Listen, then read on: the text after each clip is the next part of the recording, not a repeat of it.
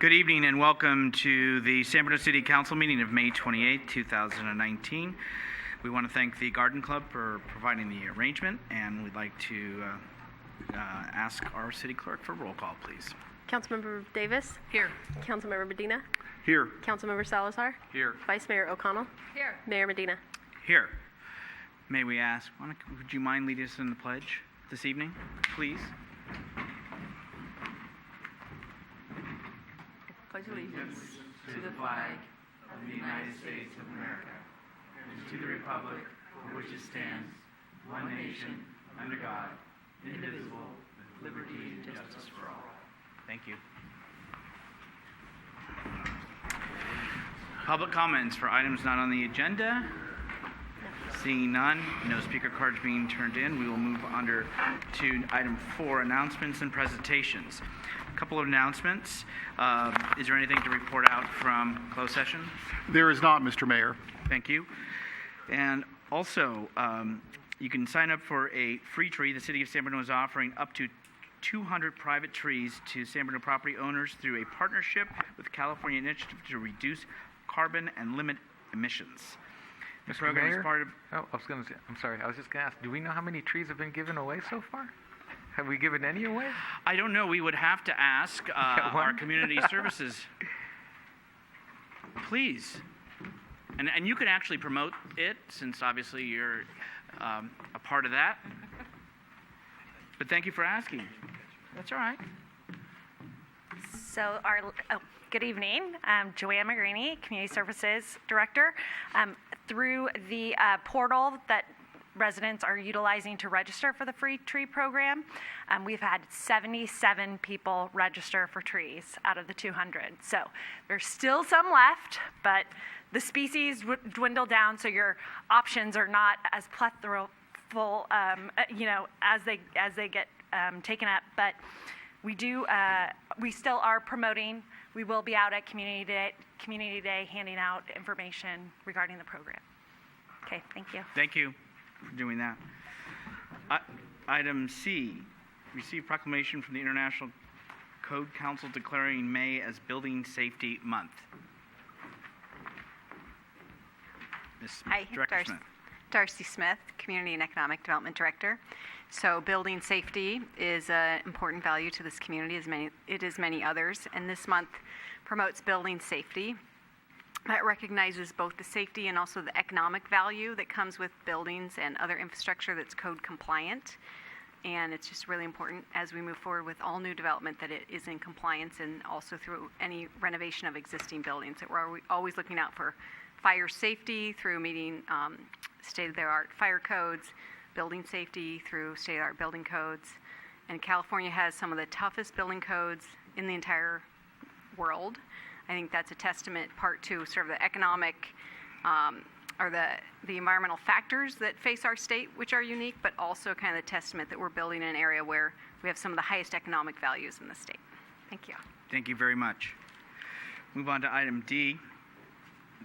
So we have a couple things happening on this first Sunday of June. First, the Fire Association at Fire Station 51 on El Camino Real is having their annual pancake breakfast, and that is from 8:30 to 11:30. The 6th Annual Community Day will be held in the San Bruno City Park on June 2nd, immediately following the 79th Annual Posey Parade, which begins at 11 a.m.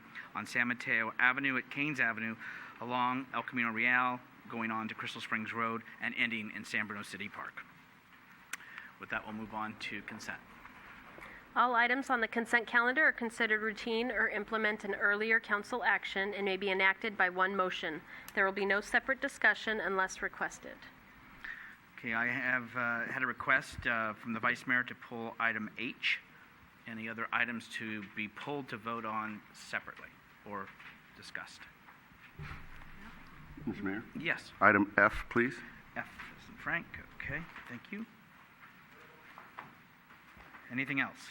Okay, can I get a motion to approve all but F and H? So moved. Second. All those in favor say aye. Aye. Any opposed? 5-0. Voice. Let's move on. Let's move first to F. Adopt resolution accepting the San Bruno Avenue Street Medians Improvement Project as complete. authorizing the filing of notice of completion with the San Mateo County Records Office and authorizing release of the construction contract retention in the amount of $44,921. Marty. Yes. I pulled this just to make sure that there at the off-ramp for the new curb ramps that are installed at the north end of the project, there when you're coming off of 280 North, it's only painted like a foot as the crosswalk goes all the way through, and it's all worn out.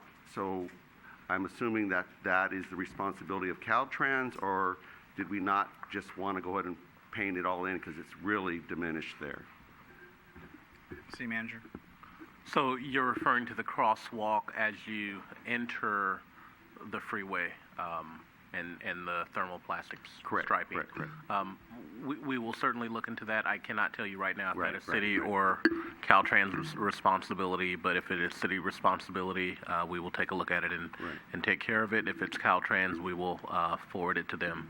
Right, and I apologize. I did walk it today just to kind of take a double look at it.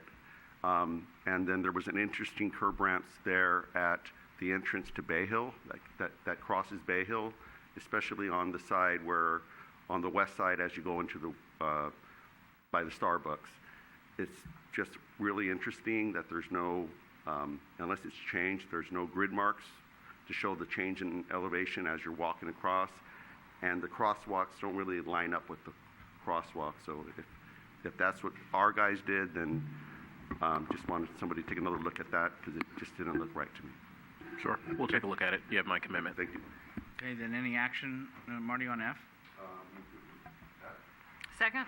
Motion made and seconded to approve F. All those in favor say aye. Aye. Any opposed? 5-0 voice.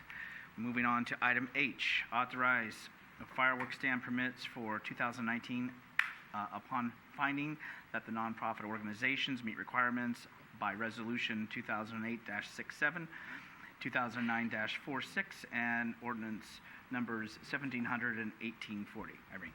Thank you. I pulled this mostly that we can have a little presentation from the police chief about illegal fireworks. The permits, the fireworks stand permits are all about our nonprofit organizations that sell the fireworks, and they use that money to benefit different organizations in San Bruno, like the Rotary and I think the Police Association, and there's Boy Scout booster groups and all those things. And they're very worthy, and they really work hard to get the money for all those different activities. However, there are people that take advantage of the use of legal fireworks, and they kind of hide their use of illegal fireworks. And I've even noticed lately that they've been shooting off illegal fireworks around the neighborhood. So I just want people to know that it is illegal and they can be fined, and if the police chief would. Sure. Javon, I'll have the police chief and fire chief come up, but I did receive a question on this earlier today of if we send any of the uncollected firework fees to a collection agency, and the answer to that is yes. As with our typical uncollected items, we'll send them to an agency for Great. collection after a certain period of time. Thank you. Thank you. Good evening, Honorable Mayor and council members. We appreciate the question, and Chief Crest and I anticipate being in front of you as we move closer to the 4th to talk specifically about our enforcement efforts and the plan for the week of 4th of July and the holiday. As you mentioned, safe and sane fireworks are allowable within the City of San Bruno only from June 28th through July 4th. Outside of that time period, neither safe and sane fireworks or illegal fireworks are permitted. And you're absolutely correct. This is the time of the year where we start to see some use of illegal fireworks. The penalty for the use of illegal fireworks or a violation of our fireworks code is an administrative citation that accompanies with it a fine of $1,000. And those can be issued all year round, not just during the specific 4th of July enforcement. I do have several specifics about what our plans are for the 4th, but I think we'll hold off on those until we move closer to the holiday. I'm going to pass it off to Chief Cresta to talk about some safety concerns regarding fireworks, but I'd be happy to answer any questions following that. Okay, thank you. Good evening, Mayor, council members. I always appreciate the opportunity to speak about illegal fireworks because obviously they pose a tremendous amount of threat to our community, both obviously from a injury standpoint, they could create great bodily harm to the user or to those around them, and they pose a fire risk. And the reality of it is these fireworks that get shot off in the air or explode, you could think it lands innocently enough, but that firework could be on a roof or on a deck, somewhere that's smoldering to the point where it's not noticed till 3, 4, 5, 6 hours later when everyone's asleep, and that little small smoldering incident becomes a big fire. So hopefully everyone out there that's listening does understand those potential dangers from those illegal fireworks and stick to the safe and sane and use the safe and sane safely and properly, and everyone has a great night. So, any questions from you, the chief? Okay, thank you, chiefs. Any action on item H? Move to approve. Second. Motion made and second to approve H. All those in favor say aye. Aye. Any opposed? 5-0 voice. All right, now we'll move on to public hearing.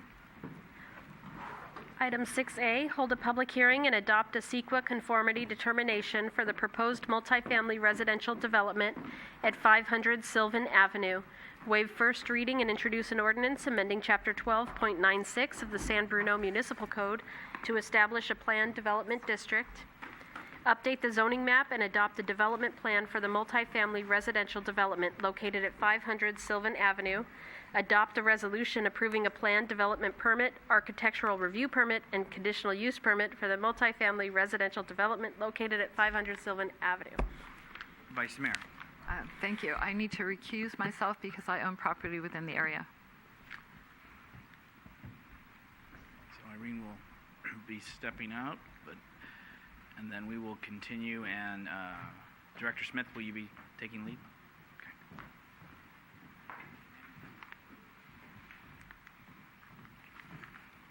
Please go ahead. Good evening, Honorable Mayor and Mayors of the City Council. My name is Darcy Smith. I'm the Community and Economic Development Director for the city. Tonight, I'll just provide a brief PowerPoint report on the project, which is located at 500 Sylvan Avenue. This project was continued from the May 18th City Council meeting, and additionally, the project architect, Mr. Kuhn, and the property owner, Mr. Gandhi, are both in attendance tonight. First, I'll start with the objective for tonight's item. I'll just provide a brief project description, a summary of the May 14th City Council meeting, specifically information on the parking permit program analysis, and the presentation will conclude with a restatement of the council's actions before them. The objective of tonight's presentation is to brief you on some research that staff has completed on the parking permit program comments that were made by the city council members at the May 14th meeting. Then we will hold the public hearing, take the following recommended, or you will have the option of taking the recommended actions related to the project, which include a CEQA conformance determination, waiving the first reading and introducing an ordinance that would amend the municipal code, and adopting a resolution approving the development project. This site is located at the northwest corner of Sylvan Avenue and Green Avenue. It currently has a vacant commercial building, and the applicant is proposing to demolish that and construct a 3-story multifamily building that contains 9 residential units. At the public hearing that was held on May 14th, the city council members opened the public hearing, closed the public hearing, and then discussed amongst themselves and asked questions. The council members had an interest in incorporating a condition of approval that would prohibit any future residents of this project from participating in any future parking permit program. And that public hearing was continued to tonight, May 28th, to allow staff further review regarding that potential condition. So a residential parking permit program limits the number of vehicles that each residents can park on the streets in a defined zone. It also limits hours by which those vehicles can park on the street, and typically there's a guest parking component. All of those sort of restrictions in the area of the parking permit program are not determined at this point, but Public Works is actively working on establishing a parking program pilot project, which was last covered at the Parking Town Hall in January, and they are working on that and anticipate going live with that later this year based on current information. So typically with a parking permit program, future residents are not excluded, and specifically there's no distinguishment between unit or ownership type. So what we have here are apartment units, and typically in the neighborhood there's both ownership units and some potential rentals. But the direction from the state attorney general is to not distinguish or exclude certain types of ownership types, which would typically be a delineation made between apartments or rentals and then ownership units. Additionally, staff analyzed the location of this site relative to the proximate neighborhoods, which is shown here. And because of this location, which is really sort of surrounded by residential uses to the north, it would be very difficult to just exclude this tiny little corner property. Again, we don't know the boundaries of a future parking permit program, but in comparing this site to other ones, which are kind of more in commercial areas, it would be very difficult to just draw a boundary around this, which is what City Attorney Mark Zafrano said at the meeting the last time. But additionally, our research led us to the recommendation that staff can't support this condition because of the direction given by the Attorney General and this location, which is sort of in the middle of this neighborhood. So again, we don't recommend the incorporation of the condition that would exclude those residents. We are supportive of the project, and we brought it forward in part because the project was deemed complete before staff provided direction on the new parking standards. So that direction was provided in January, and this project was deemed complete last August. So it's been proceeding through the project pipeline for many years. And at the time that it was deemed complete, at that point in time, it met the recommended parking standards in the transit corridor plan. So in conclusion, staff recommends that the City Council approve the project and adopt the CEQA conformity determination for the project at 500 Sylvan Avenue. They would take that action, and they would waive the first reading, introduce an ordinance amending municipal code, and adopt a resolution approving the plan development permit, the architecture review permit, conditional use permit, and authorize the city manager to execute a development impact fee agreement. So that concludes my staff report. I think City Manager Devon Grogan would like to say a few words, and then the applicant is not making a presentation tonight, but is happy to answer any questions that you have for them. Yeah. Thank you, City Manager. So thank you, Darcy, for going through that explanation. I just really briefly want to articulate that staff understands the concerns that the neighborhood and the council has around parking. We certainly understand the large outcry for the city to do its part and work towards implementing measures to alleviate the parking concerns. We are dutifully working on the establishment of guidelines for a residential parking permit program and have said and are on track to bring that to council in July. And so know that we are working on that and keeping that commitment, as well as the other various strategies that have been talked about and that are included in the city's strategic initiatives for the fiscal year with regard to parking. The project before you and the analysis that our community development director went through wasn't taken lightly. We definitely took staff's concerns, the city council's concerns to heart at the last public hearing when it was said go back and look into this provision to be added as a condition of approval.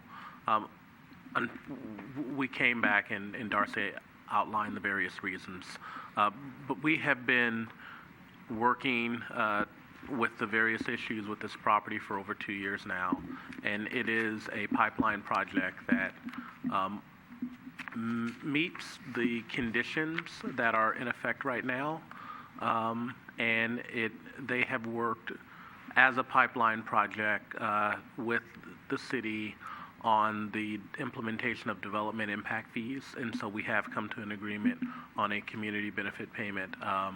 and they were wedged solely in the middle of our implementation of the development impact fees, where all pipeline projects had to be deemed approved by May 1 and have final action on an agreement with the city by August 1.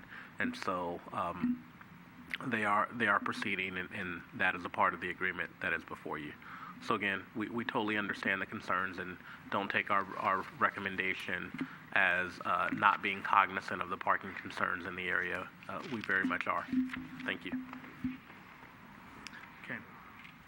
Thank you. This is a public hearing, so is there anyone from the public who wants to speak on this item? No speaker cards. Is there anybody here who would like to speak? And you're welcome, of course, to speak. Yes.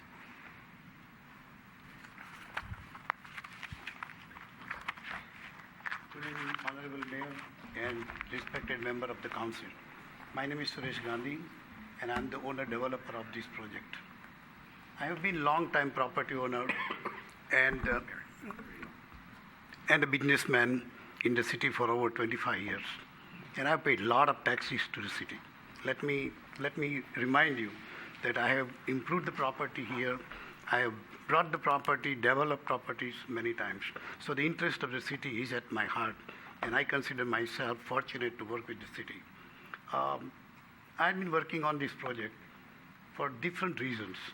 And one of the main reasons that this property has been sitting for almost 10 years vacant, and it's like a homeless shelter. It's creating a lot of issues. And that's why I took up this challenge as a concerned citizen to develop.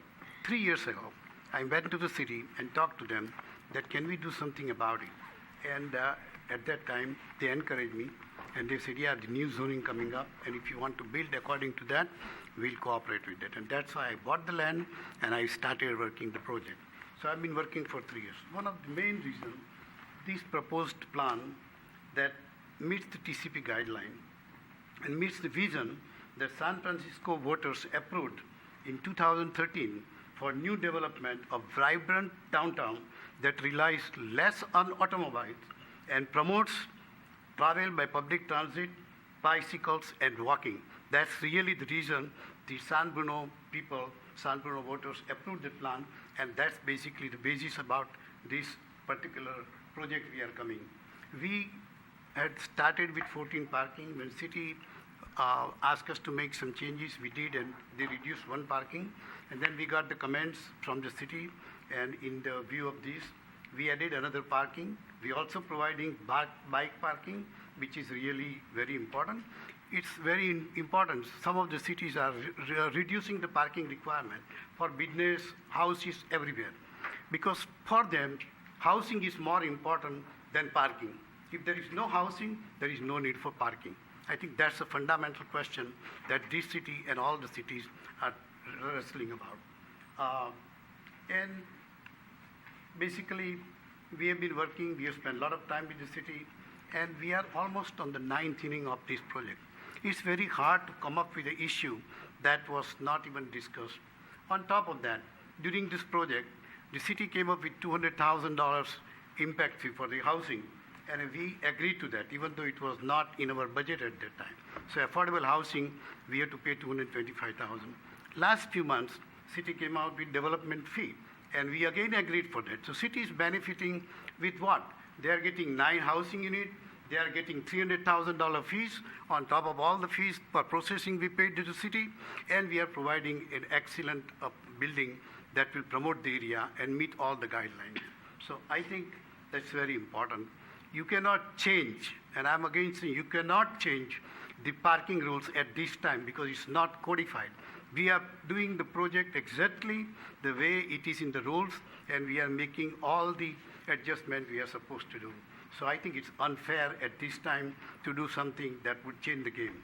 And the TCP plan that was at 406 San Mateo Avenue, the plaza, that is a 1.28 unit parking on the project. We are providing 1.56 parking. So we are providing much more parking spaces than they are. On top of that, they have not paid a dime to the city for this the development we are talking about, development fee and all that. So it's unfair. A 9 unit is a very small project, Our location is right across the parking lot. We can certainly, accommodate people. If there is no parking available on the building, if guest comes, they can park. All the time they can park there. The parking is there. City has a parking. And if there is a parking problem, city has to figure it out what to do. Don't go to developer. Developers are creating jobs. They are creating buildings for you. They are providing housing for you. So please support them. And let me tell you last thing. I was in the talk with the city to develop another building. But when this parking standard came in, I said, no more. I cannot do that because it won't pencil out. So basically, we withdraw that plan from the city. So that's what I'm saying. It's going to impact. If you are going to really strict about it and don't be flexible about it, I think it's not going to, development will not happen. And as I said, I think we need to think about parking. If I understand that, we did the best we could, and we are, ready to do anything we can do and help you to solve the problem, Thank you very much. Thank you. Is there anybody else from the public who wanted to speak on this topic? This is a public hearing. If we close it, then you'll be precluded from. Hearing and seeing none, can I have a motion, second to close public hearing? I move that we close the public hearing. Second. All those in favor say aye. Aye. Any opposed? So we'll say 4 ayes with 1 recusal to close the public hearing. Now we'll bring it back to council for questions, comments. Yeah, Marty, please. I was going to ask staff through the chair. Please. Did we ever get confirmation on how many parking spots are actually on the street? I know the question came up last time in front of on Green and Sylvan. So there are time restrictions limiting daytime parking on Sylvan. I don't think there's any on Green, but I just focused on Sylvan, and that's Okay. under an ordinance.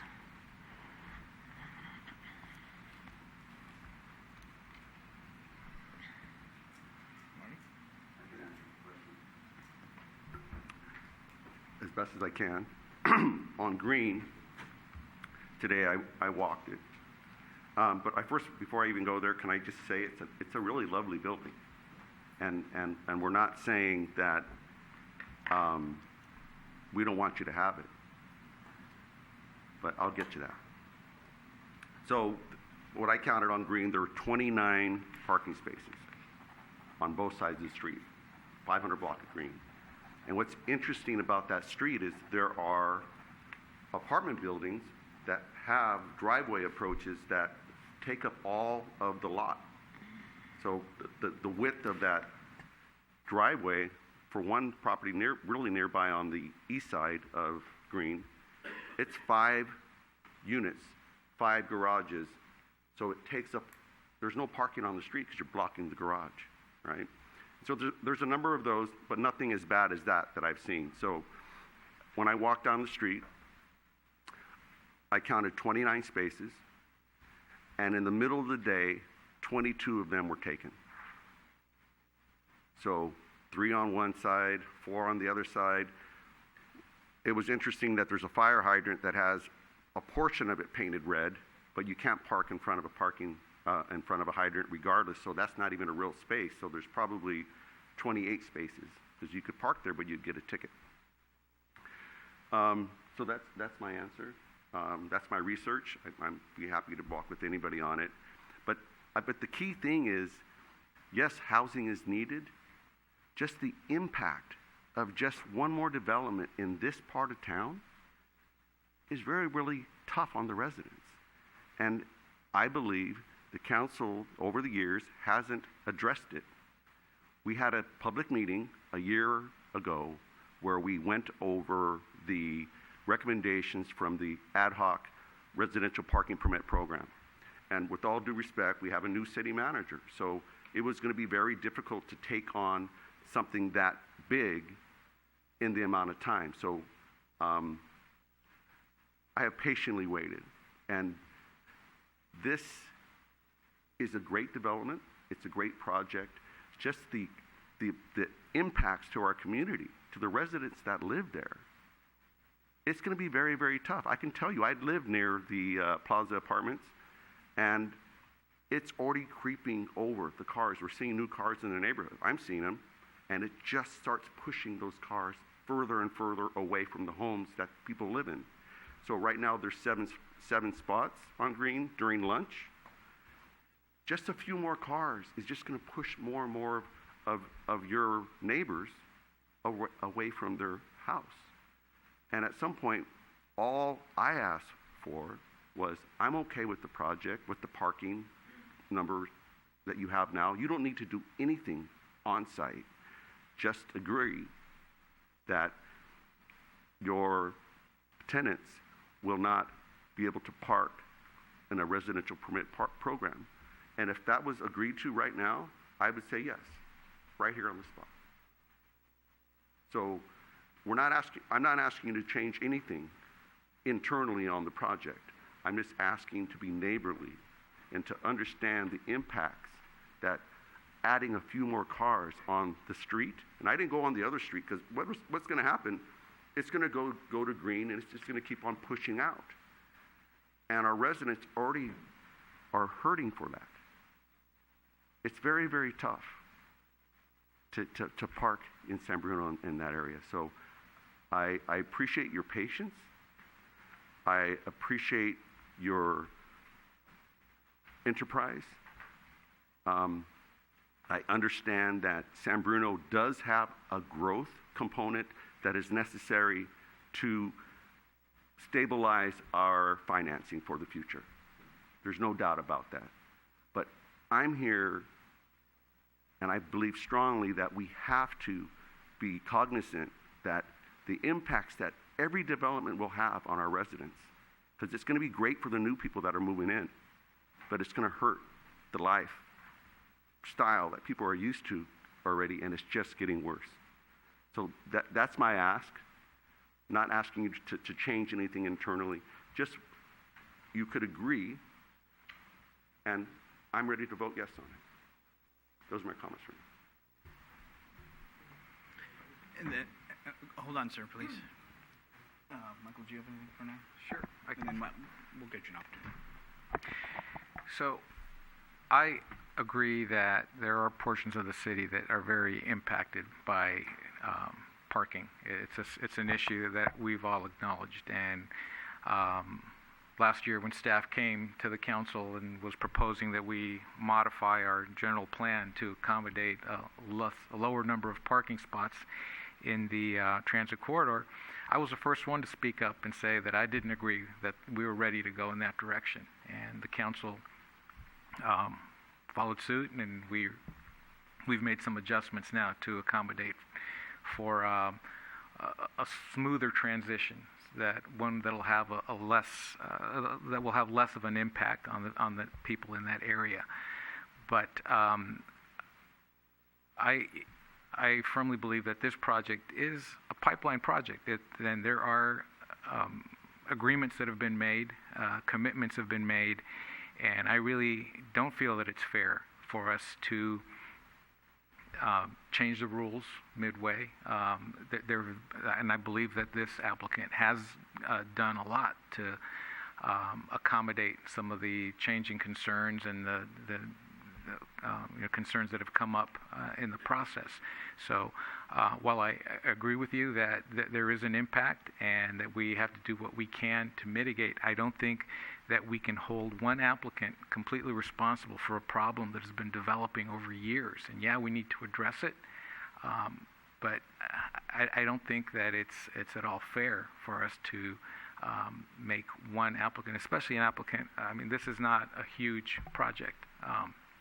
We're going to have much bigger projects coming our way, and I think we're better prepared to handle those now. We've established a new path going forward, and I agree with that path, but I really don't feel that we should be delaying this project. This is a really good project. I've walked the area. I've been through there multiple times during the day, and I agree with you. There are times where it gets a little busy, but I haven't found a time when there is absolutely no parking available. Being half a block from El Camino, there are a number of time-limited but available parking spots on El Camino for guests or overflow from this project. So, I mean, I would really suggest that you rethink that position and just look at the benefit and of the concessions that have been made, and also honor the city's commitments that have been made. That's all. Bring up the applicant. Yes, thank you. So I just want to clarify, I'm not in any way saying that that staff hasn't done their due diligence, that there hasn't been, and I appreciate your comments from Councilmember Salazar, that the applicant has also worked with staff. I think that this project, like any project that comes my way, that I've got to vote, that I have an opportunity to place a vote on, that I need to think long term. I need to think about what we're saying, that it's okay for this 9-unit apartment to come in and not have enough parking, even though it is meeting the requirements. When you live in the neighborhood, you know what you have. You move into the neighborhood, you know what the existing buildings are, you know how much parking's available, and then all of a sudden a new development comes in, all of a sudden things change. And so it's really difficult to be up here and to make decisions on behalf of the community, to know that every new development that comes in is, again, affecting the neighborhood. But I also understand what your staff is saying, and I appreciate spending the time, the additional time to review this, to provide what you feel is the best decision for us, and something that doesn't get us into trouble either. This is a sticky road. I do have concerns. This is just one project and it's only a 9-unit project, but what about the others? So, when we talk about, we've got, the Mills Park coming up, what happens with that development? There has to be a precedent going forward that, should this one pass tonight, that other developments are going to come across something like this, and are we in the same situation where we can't implement something like that? So is this because this project is in the pipeline that we're saying that staff doesn't recommend it, or is it that other projects coming down that are brand new, we do have the opportunity to say these projects can be excluded? So the staff recommendation on the parking permit program condition of approval would be the same for other projects. But I want to emphasize this is the only pipeline project that falls into this category of falling short of the new recommended parking standards. So for the other projects, we were able to capture them and talk to them and let them know the policy direction that you provided in January, and they have made those changes, but those didn't fall into this category of being deemed complete last year. But this is the only project that you will see that does not meet your recommended new parking standards, which were 1 stall per bedroom. So for 2-bedroom units, 2 stalls. And then on top of that, the guest parking ratios of 0.1 stalls per bedroom. And for the larger projects, that's quite a number of guest parking stalls, which are all on site, not on the street, I want to emphasize. So this is the only one where you will face this. Yeah, and if I can add to that, I do think it's important to point out in that ratio of 1 parking space per bedroom, this project, which is providing 14 parking spaces, it is only 1 parking space light. And so it has 1 studio, 2 1-bedrooms, and 6 2-bedrooms. And when you do the math, if it is 1 parking space for every studio and 1-bedroom and 2 parking spaces for every 2-bedroom, that would be 15 parking spaces. This project is providing 14. So it is, on those newly adopted standards, it is 1 shy of what would be required for the residential side. Through the chair? Yes. Another point, and Laura, I understand your concerns. We don't want to set a bad precedent at this point. And one thing I was also thinking about is that in the larger developments, I don't anticipate that any of those would be wedged in between residential like this one is. Mills Park is going to be huge, but it's on El Camino, and it's right on top of residential, but it's at least separate enough where it can be considered, not where it doesn't look like we're making illegal exemptions, cutting little chunks out of our parking plan areas. So this is kind of unique because it is wedged into the residential, And so I don't think this particular approval would put us in it wouldn't put us down a bad path, something that we couldn't course correct later. You wanted to speak? Yeah. Marty, you okay with that? Yeah. Please, Ms. Gandhi. So as when we were here on the 14th, the question that came up was just the question, right? There was a question, and there was enough of us that said we wanted to pose the question and see what your thoughts were in regards to what staff has talked to you about. And I think that's, again, where Mr. Medina had started with on the 14th, and so we're back to that. So is that what you wanted to address or discuss? Well, I think Councilman was asking about if we are ready to make some kind of a judgment here that we will not participate in the residential parking program. You heard the staff here. It's probably not legal. I would remind you, it's not legal at this stage.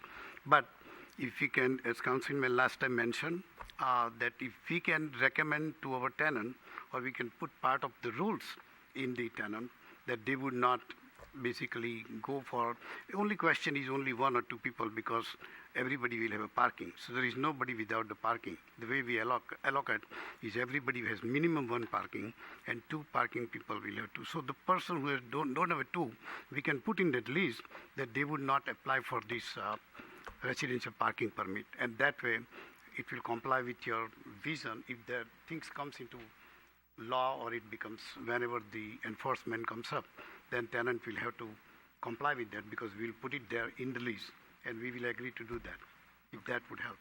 Thank you, Mr. Gandhi. So I want to turn to staff or the attorney. So a couple things. One is, there was something brought up about legality at this stage, A.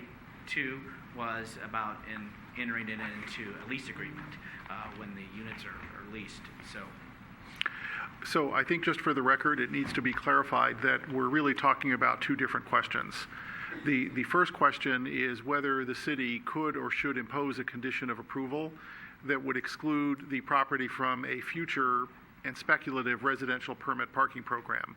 The staff's recommendation, for the reasons that both the community development director and city manager indicated, is staff does not recommend that the city impose that condition of approval. The second and separate question is a request that the council made to the applicant, which is whether the applicant would voluntarily agree to such a condition. And that's really a totally different issue, and there's certainly no illegality in the council making that request. So I'm not sure I fully understood what the applicant's position was at the podium, but the city council can certainly make that request, and the applicant can respond in whatever way he deems fit.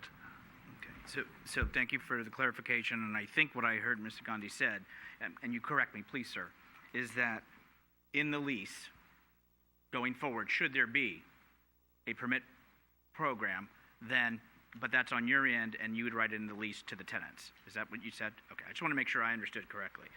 Mr. Zaffarano. Right, so I think in which he'd be volunteering that it's not correct?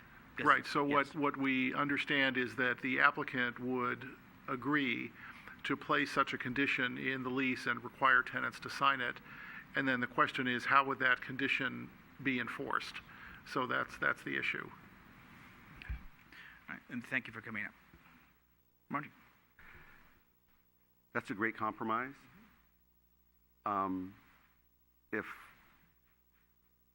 we need the legal experts to agree to that, and it's pretty much the same thing that you're agreeing to on your part to put it in there, and it will be part of the conditional agreement, then I'll say yes. Well, I think we have to be careful, because Okay. it's a volunteer aspect. It's not that you can make it a part of the conditional Let me use. clarify. He's trying to be the neighborly person. Yes. Yeah. Through the mayor. Go ahead, City Manager. I do think we should be clear, because I would want there to be a clear expectation from the council on what we execute, and I think the property owner should have a clear expectation. One is a condition of approval, which is written into the condition, runs with the property.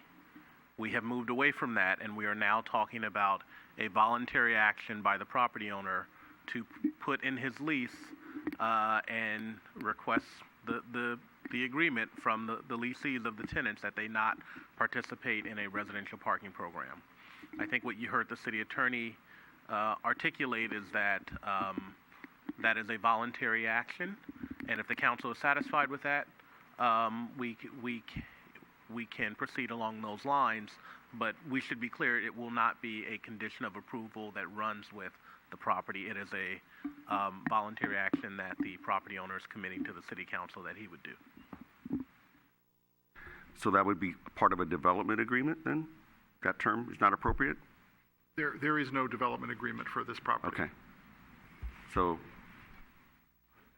the commitment on your word? Yep. All right. All right.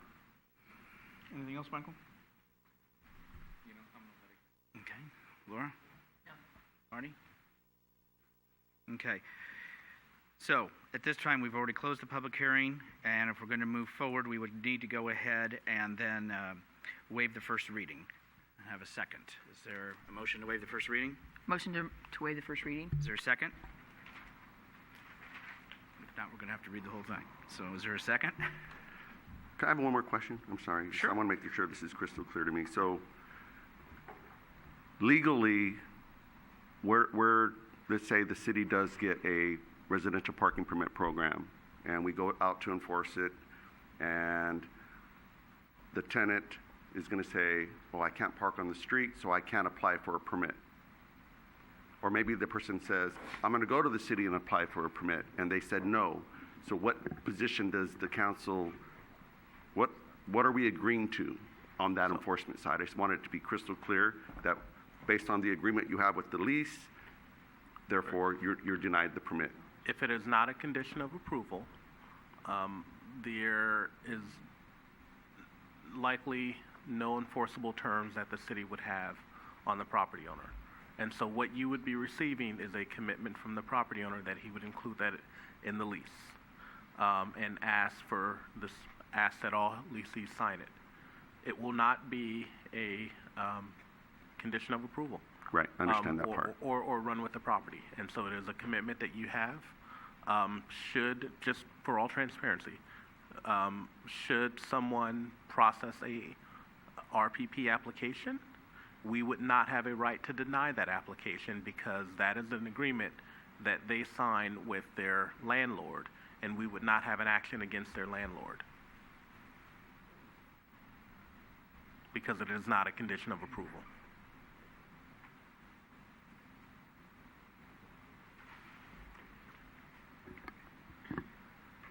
I'm looking at our attorney for a prayer. Hail Mary. It's hard to know what to say, except that if there were such a provision in the lease, then the tenant applying for a parking permit, in theory, would be in breach of the lease contract. And so the property owner could, but would not be obligated to take action against the tenant for a breach of the lease.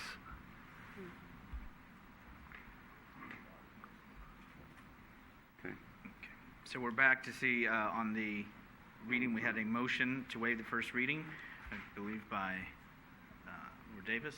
Is there a second? Second. All those in favor, say aye. Aye. Aye. 4-0. Okay. Next would be the introduction of the ordinance. So moved. Davis? Yes. Councilmember Medina? Aye. Councilmember Salazar? Aye. Mayor Medina? Aye. Motion carries 4-0-1 with Vice Mayor O'Connell recused. Thank you. And then to adopt a resolution approving the planned development permit. So moved. Get a Is second. there a second? Oh, second. Councilmember Davis? Aye. Councilmember Medina? Aye. Councilmember Salazar? Aye. Mayor Medina? Aye. Motion carries 4-0-1 with Vice Mayor O'Connell recused. Thank you. Did we attach everything? And then maybe the chief is getting the vice mayor, hopefully.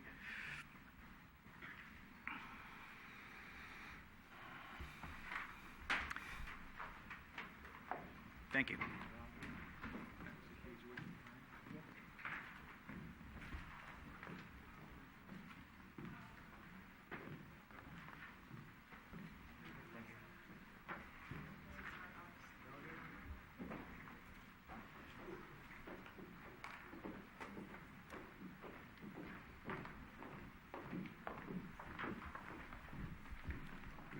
to draw the boundaries and let them take us apart.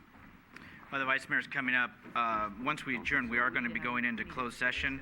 Conference with legal counsel, existing litigation pursuant to Government Code Section 54956.9, California Public Utilities Commission Order Instituting an Investigation Matters 1.15.11.015, R.14.11.001, and I.15.08.019. So let's go back up to, with the Vice Mayor back to comments from council members. Please. I just have one. I was remiss in not thanking my beautification task force members for all the work they did at Operation Clean Sweep, and to the staff who attended and helped out. And it was a fabulous day and event, and we picked up over 2,000 pounds of garbage and over 400 pounds of recyclables, and about the same for composting. So it was a great day for San Bruno, and hopefully you'll all be there next year.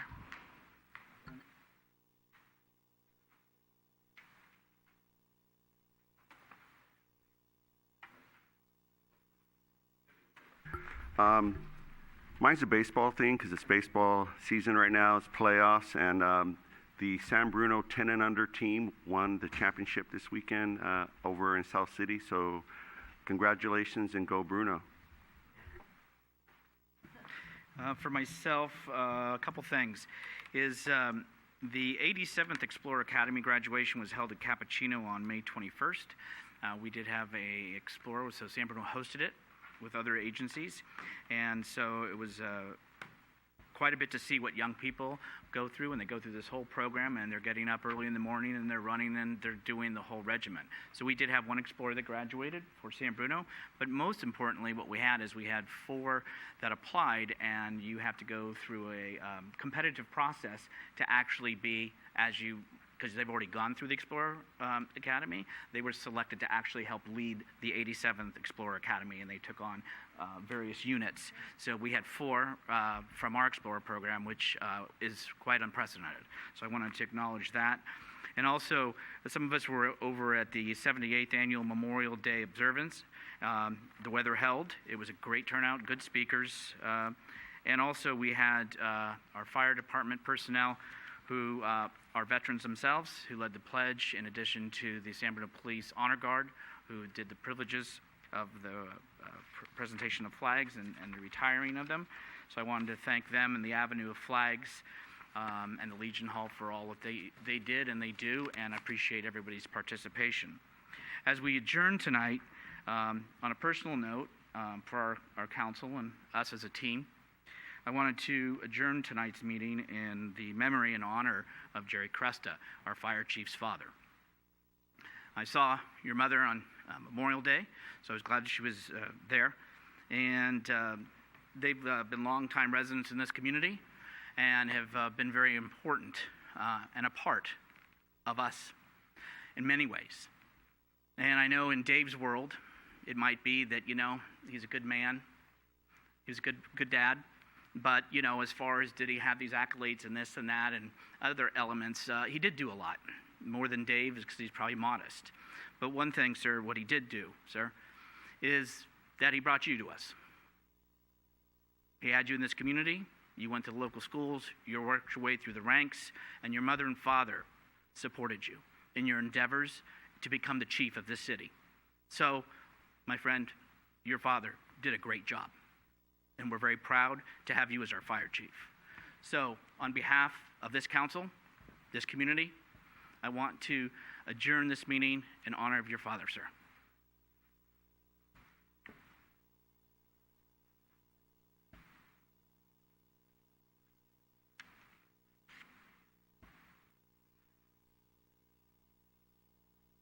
Thank you. The next regular city council meeting will be held on June 11th at 7 o'clock here at the Senior Center. Meeting adjourned.